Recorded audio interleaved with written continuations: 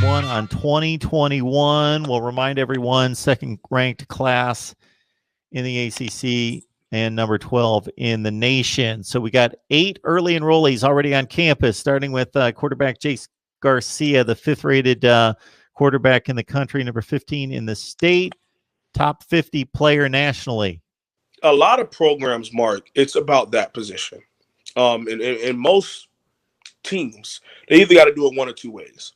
You get the QB, and over time, you get the talent around them, or you build the talent around them and you wait for a marquee QB.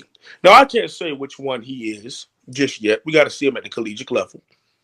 But a young man who was the number one QB, I think it was like a year or two ago, going into this class, he was the number one quarterback.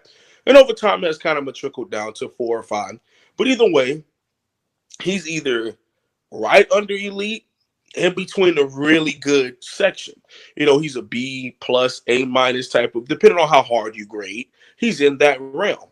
Obviously, he's top 5 nationally in his position. Okay. You know, so you want to bring in players like that. And at QB, I've seen it done so many different ways. You have the loud, cheery, he does all the chants, he leads the team, he walks in and does the signals, and the wide receivers go crazy, you know, like Baker Mayfield. Or you have a quiet player like a Trey Lance or a Carson Wentz or Brad Kaya. And then you also have someone who could play in between both of those, kind of like your Ja'Cory Harris's, your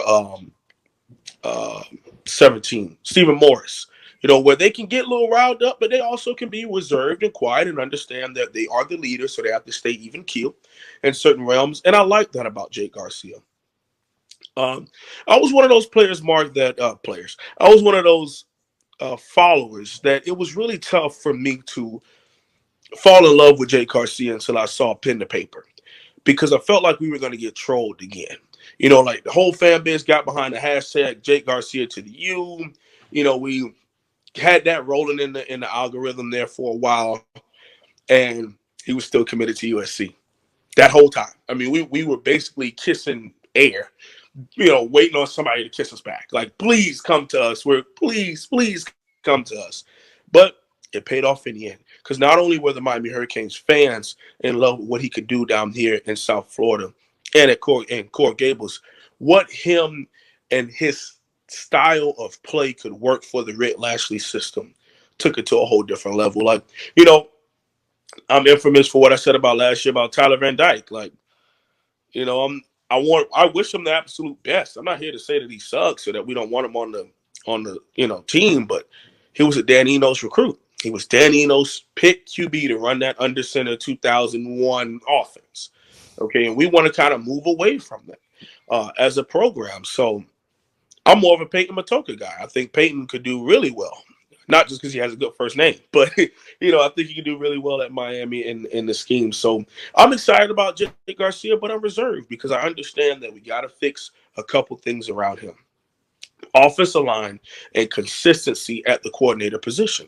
Now, if you tell me the University of Miami can either hold on to Rhett Lashley or bring in somebody better, then I don't see anything being wrong with Jake Garcia and his.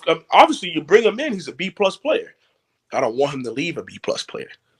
I want him to leave an A minus, an A plus. You know, maybe it'll be great to see Miami take that elite step at the QB position. I'm just tired of seeing young men come to you very good and leave the exact same prospect 4 years later. And I think that's not only a detriment to that player, but think about how many offensive coordinators that player probably has gone through. How many different philosophies, how many different schemes, how they want to be used and put in the system has changed.